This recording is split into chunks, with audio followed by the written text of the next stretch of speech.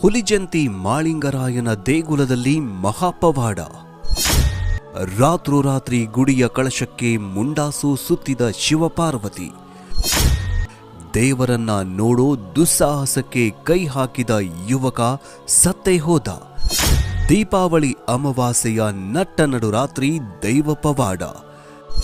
ಕುರುಬರ ಮಹಾಪುರುಷ ಈ ಮಾಳಿಂಗರಾಯ ಯಾರು? ಈ ವಿಡಿಯೋವನ್ನ ಶುರು ಮಾಡೋದಕ್ಕೂ ಮುನ್ನ ಕುರುಬರ ಮಹಾಪುರುಷ ಹುಲಿಜಂತಿಯ ಮಾಳಿಂಗರಾಯನ ಪವಾಡದ ಬಗ್ಗೆ ನಿಮ್ಮ ಅನಿಸಿಕೆ ಏನು ಅಂತ ಕಮೆಂಟ್ ಮಾಡಿ. ಹಾಗೂ ಈ ವಿಡಿಯೋಗೆ ಲೈಕ್ ಕೊಟ್ಟು ಜೈ ಮಾಳಿಂಗರಾಯ ಅಂತ ಕಮೆಂಟ್ ಮಾಡಿ. ಎಂದಿಗೂ ಅದೊಂದು ದೇವಾಲಯದಲ್ಲಿ ಸಾಕ್ಷಾತ್ ಶಿವಪಾರ್ವತಿ ಪ್ರತ್ಯಕ್ಷರಾಗ್ತಾರೆ. ಆ ಮಹಾಪವಾಡವನ್ನ ಕಣ್ತುಂಬಿಕೊಳ್ಳೋದಕ್ಕೆ ಲಕ್ಷಾಂತರ ಭಕ್ತರು ಮುಗಿಬೀಳುತ್ತಾರೆ. ಅಸಲಿಗೆ ಆ ಅಮಾವಾಸ್ಯೆಯ ನಟ್ಟ ನಡುರಾತ್ರಿ ಆ ದೇವಾಲಯದಲ್ಲಿ ನಡೆಯೋದಾದ್ರೂ ಏನು?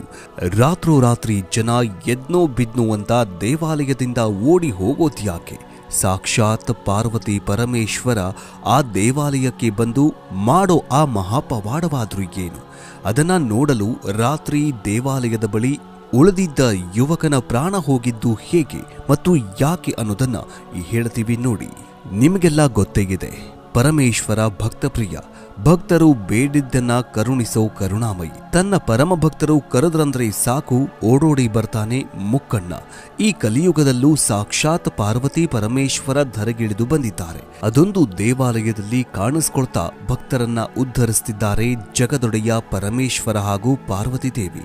ಇದೇ ದೇವಾಲಯದಲ್ಲಿ ಸಾಕ್ಷಾತ್ ಶಿವ ಪಾರ್ವತಿ ಕಾಣಿಸ್ಕೊಳ್ತಾ ಇರೋದು. ಇದನ್ನ ನಂಬೋದಕ್ಕೆ ಆಗದಿದ್ರೂ ನಂಬಲೇಬೇಕಾದ ಕಟು ಸತ್ಯವಾಗಿದೆ. ಅದೊಂದು ದಿನ ಈ ದೇವಾಲಯ ಕೈಲಾಸವಾಗಿ ಪರಿಣಮಿಸುತ್ತೆ. ಇಡೀ ದೇವಾಲಯ ಭಂಡಾರದಿಂದಲೇ ಮುಳುಗಿರುತ್ತೆ. ಭಕ್ತಿ ಪರವಶರಾದ ಭಕ್ತರು ಅರಿಶಿನ ಭಂಡಾರವನ್ನ ಉಗುಳುತ್ತಾ ಭಕ್ತಿಯಿಂದ ಪರಮಾತ್ಮನನ್ನ ನೆನೆಯುತ್ತಿದ್ದಾರೆ. ಇದಕ್ಕೆಲ್ಲ ಕಾರಣ ಓರ್ವ ಮಹಾನ್ವಿತ ಪುರುಷ. ಆ ಪುರುಷನ ಭಕ್ತಿಗೆ ಮಾರುಹೋದ ಈಶ್ವರ ಪಾರ್ವತಿ ಸಮೇತ ಪ್ರತಿ ವರ್ಷ ಈ ದೇವಾಲಯದಲ್ಲಿ ಪ್ರತ್ಯಕ್ಷರಾಗ್ತಿದ್ದಾರೆ. ಹಾಗಾದ್ರೆ ಇಲ್ಲಿ ಶಿವಪಾರ್ವತಿ ನಿಜಕ್ಕೂ ಪ್ರತ್ಯಕ್ಷರಾಗ್ತಾರಾ? ಕಲಿಯುಗದಲ್ಲಿ ಇಂತಹದೊಂದು ಪವಾಡ ನಡೆಯೋದಕ್ಕೆ ಸಾಧ್ಯನಾ ಅಂತ ನೀವು ಯೋಚನೆ ಮಾಡ್ತಿರಬಹುದು.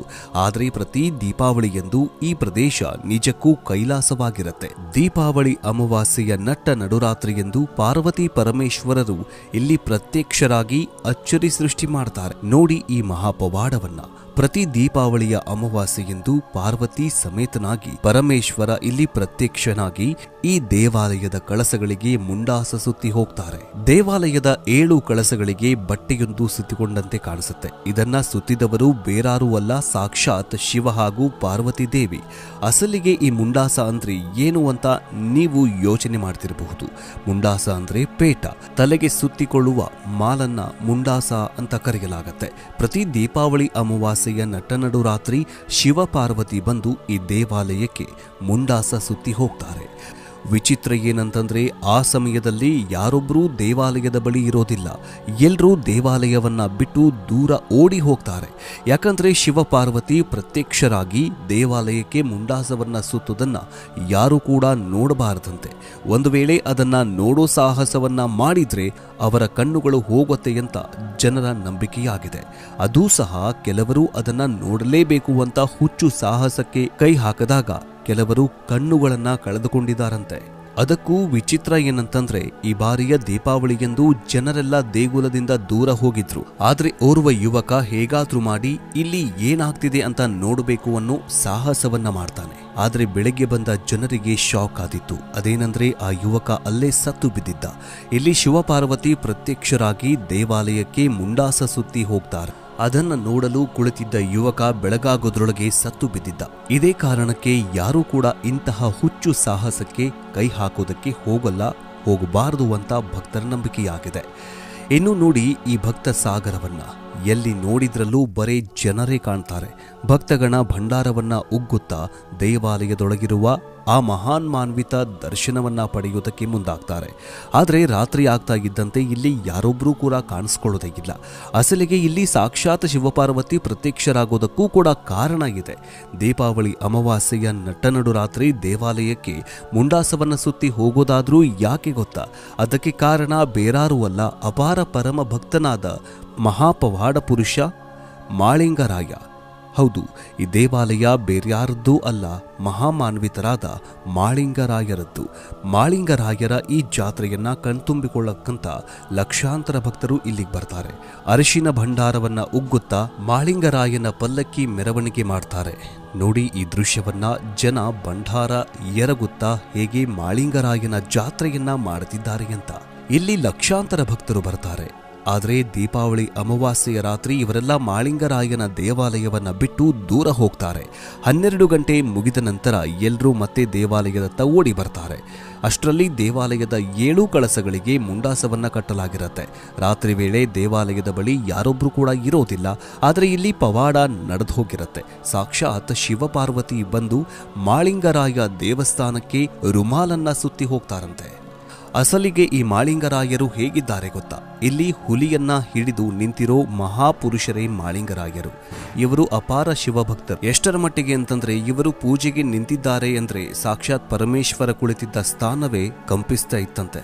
ಅಷ್ಟು ಭಕ್ತಿ ಮಾಳಿಂಗರಾಯರಲ್ಲಿ ತುಂಬಿಕೊಂಡಿತ್ತು. ಒಮ್ಮೆ ಮಾಳಿಂಗರಾಯರನ್ನ ಪರೀಕ್ಷೆ ಮಾಡೋದಕ್ಕೆ ಪರಶಿವನೇ ಭೂಲೋಕಕ್ಕೆ ಬಂದಿದ್ದಂತೆ. ಕುರುಬರಾದ ಮಾಳಿಂಗರಾಯರು ಕುರಿಗಳನ್ನ ಮೇಯಿಸ್ತಾ ಇರ್ತಾರೆ. ಮಾರುವೇಷದಲ್ಲಿ ಶಿವ ಬಂದು, ಅಕಸ್ಮಾತ್ ಮಳೆ ಬಂದ್ರೆ ಏನ್ ಮಾಡ್ತೀಯ? ಆಗ ಮಾಳಿಂಗರಾಯ, ಮಳೆ ಬರೋದಕ್ಕೆ ಇನ್ನೂ 3 ತಿಂಗಳು ಬೇಕು, ಅಷ್ಟರಲ್ಲಿ ನಾನು ನಮ್ಮೂರಿಗೆ ಸೇರಿಬಿಡ್ತೀನಿ, ಅಲ್ಲಿಯವರೆಗೂ ಮಳೆ ಬರೋದಿಲ್ಲ ಅಂತ ಹೇಳ್ತಾರಂತೆ. ಶಿವ, ಮಳೆ ಯಾವಾಗ ಬೇಕಾದ್ರೂ ಸುರಿಯಬಹುದಪ್ಪ, ಹೇಳೋದಕ್ಕಾಗಲ್ಲ ಅಂತ ಮಾರುವೇಷದಲ್ಲಿದ್ದ ಶಿವ ಹೇಳ್ತಾರೆ. ಆಗ ಪರಶಿವನು ಮನಸ್ಸು ಮಾಡಿದ್ರೂ ಅದು ಆಗಲ್ಲ, ನಾನು ಹೇಳಿದ ಸಮಯದಲ್ಲೇ ಮಳೆಯಾಗತ್ತೆ ಅಂತ ಮಾಳಿಂಗರಾಯ ಹೇಳಿದ್ರಂತೆ. ಇದರಿಂದ ಕೋಪಗೊಂಡ ಶಿವ ಕೈಲಾಸಕ್ಕೆ ಹೋಗಿ ಮಳೆ ಸುರಿಸ್ತಾನೆ. ಆದರೆ ಮಳೆಯಾಗೋದು ಮಾತ್ರ ಮಾಳಿಂಗರಾಯರು ಹೇಳಿದ ಹಾಗೆ 3 ತಿಂಗಳ ನಂತರವೇ. ಇದನ್ನೇ ಅಲ್ವಾ ಶಿವಭಕ್ತಿ ಎನ್ನುವುದು. ಮಾಳಿಂಗರಾಯನ ಪವಾಡಗಳನ್ನ ಹೇಳೋದಕ್ಕೆ ಹೋದ್ರೆ ಮುಗಿಯೋದೇ ಇಲ್ಲ. ಮಳೆ ಬರದಿದ್ದಾಗ ಕಂಬಳಿ ಹಾರಿಸಿ ಮಳೆ ಬರೆಸ್ತಾರಂತೆ. ತುಂಬಿ ಹರಿತಾ ಇದ್ದ ನದಿಯನ್ನ ದಾಟೋದಕ್ಕೆ ಜನ ಪರದಾಡುವಂತಾಗಿತ್ತು. ಆಗ ಕಂಬಳಿಯನ್ನ ಬಳಸಿ ತುಂಬಿ ಹರಿತಾ ಇದ್ದ ನದಿಯನ್ನ ದಾಟಿಸಿದ್ರು ಈ ಹಾಲುಮತ ಕುರುಬ ಮಹಾಪುರುಷ ಮಾಳಿಂಗರಾಯರು. ಮಾಳಿಂಗರಾಯರು 9 ಜನ ಗುರುಗಳನ್ನ ಪೂಜಿಸ್ತಾ ಇದ್ರು. ತಮ್ಮ ಗುರುಗಳಾದ ಸಿದ್ದೇಶ್ವರರನ್ನ ಒಲಿಸಿಕೊಳ್ಳುವುದು ಹೇಗೆ ಅಂತ ಕೇಳಿದಾಗ ಸಿದ್ದೇಶ್ವರರು, ನನಗೆ ಹುಲಿಯ ಹಾಲಿನ ಗಿಣ್ಣು ಬೇಕು ಅಂತ ಕೇಳಿದ್ರಂತೆ. ಗುರುಗಳ ಆಜ್ಞೆಯಂತೆ ಹುಲಿ ಹಾಲಿನ ಗಿಣ್ಣನ್ನ ತಂದು ಕೊಟ್ಟಿದ್ರು ಮಾಳಿಂಗರಾಯರು. ಆದ್ರೆ ಗುರುಗಳು ಅನುಮಾನ ಪಡ್ತಾರೆ. ಅದಕ್ಕೆ ನೋಡಿ ಮಾಳಿಂಗರಾಯರು ಜೀವಂತ ಹುಲಿಗಳೊಂದಿಗೆ ಗುರುಗಳ ಮುಂದೆ ಪ್ರತ್ಯಕ್ಷರಾಗ್ತಾರೆ. ಹೀಗೆ ಮಾಳಿಂಗರಾಯರ ಭಕ್ತಿಯನ್ನ ಮೆಚ್ಚಿ ಶಿವಪಾರ್ವತಿ ಪ್ರತ್ಯಕ್ಷರಾಗಿ, ನಿನಗೇನು ಬೇಕು ಅಂತ ಕೇಳ್ತಾರಂತೆ. ಆಗ ಮಾಳಿಂಗರಾಯ, ಸೂರ್ಯ ಚಂದ್ರರಿರುವವರೆಗೂ ನನಗೆ ಮುಂಡಾಸವನ್ನ ಕಳಿಸಿ ಅಂತ ಕೇಳ್ಕೊಳ್ತಾರೆ. ಅಂದಿನಿಂದ ಇಂದಿನವರೆಗೂ ಪ್ರತಿ ದೀಪಾವಳಿ ಅಮಾವಾಸ್ಯೆಯಂದು ಕೈಲಾಸದಿಂದ ಶಿವಪಾರ್ವತಿ ಬಂದು ಮಾಳಿಂಗರಾಯ ದೇವಾಲಯಕ್ಕೆ ರುಮಾಲನ್ನ ಸುತ್ತಿ ಹೋಗ್ತಾರಂತೆ. ಈ ಸಮಯದಲ್ಲಿ ಪ್ರಕೃತಿಯಲ್ಲಿ ಬದಲಾವಣೆಯಾಗತ್ತೆ. ಜನ ಮುಂಡಾಸ ದರ್ಶನಕ್ಕಾಗಿ ಮುಗಿಬೀಳ್ತಾರೆ. ಭಕ್ತರು ದೇವಾಲಯಕ್ಕೆ ಭಂಡಾರ ಉಗ್ಗಿ ದರ್ಶನ ಪಡಿತಾರೆ. ಫಳಫಳ ಹೊಳಿತಿರೋ ಸುತ್ತಿದ ರುಮಾಲು ಬೆಳಗಾಗ್ತಿದ್ದಂತೆ ತನ್ನ ಸ್ಥಿತಿಯನ್ನ ಕಳೆದುಕೊಳ್ಳುತ್ತೆ. ಪ್ರತಿ ವರ್ಷ ಮಾಳಿಂಗರಾಯರು ಅದ್ಧೂರಿ ಜಾತ್ರೆ ನಡೆಯುತ್ತೆ. ಭೂಲೋಕ ಕೈಲಾಸವಾಗಿ ಪರಿಣಮಿಸುತ್ತೆ. ಈ ಪುಣ್ಯಕ್ಷೇತ್ರ ಇರೋದಾದ್ರೂ ಎಲ್ಲಿ ಅಂತಂದ್ರೆ ಕರ್ನಾಟಕ ಹಾಗೂ ಮಹಾರಾಷ್ಟ್ರ ನಡುವಿನ ಮಂಗಳವೇಡ ತಾಲೂಕಿನಲ್ಲಿರುವ ಹುಲಿಜಂತಿ ಗ್ರಾಮದಲ್ಲಿ ಮಹಾಪುರುಷ ಮಾಳಿಂಗರಾಯರು ನೆಲೆಸಿದ್ದಾರೆ. ಪ್ರತಿ ದೀಪಾವಳಿ ಅಮಾವಾಸ್ಯೆಯ ರಾತ್ರಿ ಶಿವಪಾರ್ವತಿ ಬಂದು ಮುಂಡಾಸವನ್ನ ಸುತ್ತಿ ಹೋಗ್ತಾರೆ. ಇದೇ ಸಮಯದಲ್ಲಿ ಮತ್ತೊಂದು ಘಟನೆ ನಡೆಯುತ್ತೆ. ಮಾಳಿಂಗರಾಯ ದೇವಾಲಯದ ಬಳಿ ಒಂದು ಮರ ಇದೆ. ಅಮಾವಾಸ್ಯೆ ರಾತ್ರಿ ಆ ಮರದ ಬಳಿ 7 ಬಂಡಿಯಾಗುವಷ್ಟು ಊಟವನ್ನ ಇಟ್ಟು ಹೋಗ್ತಾರೆ. ನಂತರ ಬಂದು ನೋಡಿದ್ರೆ ಅಲ್ಲಿ ಎಲ್ಲ ಖಾಲಿಯಾಗಿರತ್ತಂತೆ. ಅದಕ್ಕೆ ಕಾರಣ ಏನಂತ ಕೇಳಿದ್ರೆ ಒಂದು ಕ್ಷಣ ಶಾಕ್ ಆಗ್ತೀರಾ. ಇಲ್ಲಿ ಊಟವನ್ನ ಬ್ರಹ್ಮ ರಾಕ್ಷಸಿ ಬಂದು ತಿಂದು ಹೋಗ್ತಾಳೆ ಅಂತ ಇಲ್ಲಿನ ಜನರ ನಂಬಿಕೆಯಾಗಿದೆ. ಒಮ್ಮೆ ಬ್ರಹ್ಮ ರಾಕ್ಷಸಿ ಮಾಳಿಂಗರಾಯನಿಗೆ ತೊಂದರೆ ಕೊಡೋದಕ್ಕೆ ಬರ್ತಾಳೆ. ಆಗ ಮಾಳಿಂಗರಾಯರು ಬ್ರಹ್ಮ ರಾಕ್ಷಸಿಯನ್ನ ಮರದಲ್ಲಿ ಬಂಧಿಸ್ತಾರೆ. ಅಂದಿನಿಂದ ಇಂದಿನವರೆಗೂ ದೇವಾಲಯದ ಬಳಿ ಬ್ರಹ್ಮ ರಾಕ್ಷಸಿ ಬಂಧಿಯಾಗಿದ್ದಾಳೆ ಅಂತ ಜನರ ನಂಬಿಕೆಯಾಗಿದೆ. ಅದರಲ್ಲಿ ಆ ರಾಕ್ಷಸಿ 7 ಬಂಡಿ ಊಟವನ್ನ ತಿಂದು ಹೋಗ್ತಾಳೆ ಅಂತ ಹೇಳಲಾಗತ್ತೆ. ಅದೇನೇ ಆಗ್ಲಿ, ಮಾಳಿಂಗರಾಯರ ಭಕ್ತಿಯನ್ನ ಮೆಚ್ಚಿ ಸಾಕ್ಷಾತ್ ಶಿವಪಾರ್ವತಿ ಬಂದು ಮುಂಡಾಸವನ್ನ ಸುತ್ತಿ ಹೋಗ್ತಾರೆ ಅಂತನ್ನೋದನ್ನ ಮಾತ್ರ ಅಚ್ಚರಿಯ ವಿಷಯನೇ ಬಿಡಿ. ನೋಡಿದ್ರಲ್ಲ ಮಾಳಿಂಗರಾಯನ ಪವಾಡ ಎಂಥದ್ದು ಅಂತ. ಈ ಮಹಾಪುರುಷನ ಭಕ್ತಿಗೆ ಕಟ್ಟು ಬಿದ್ದು ಸ್ವತಃ ಶಿವಪಾರ್ವತಿ ದೇವಾಲಯಕ್ಕೆ ಭೇಟಿ ಕೊಡುತ್ತಿದ್ದಾರೆ. ದೀಪಾವಳಿ ಅಮಾವಾಸ್ಯೆಯ ನಟ್ಟ ನಡುರಾತ್ರಿ ದೇವಾಲಯದ 7 ಕಳಸಕ್ಕೆ ಮುಂಡಾಸವನ್ನ ಸುತ್ತಿ ಮಾಯವಾಗ್ತಿದ್ದಾರೆ. ಇದು ಕಲಿಯುಗದಲ್ಲಿ ನಡೀತಾ ಇರೋ ಮಹಾಪವಾಡವೇ ಸರಿ.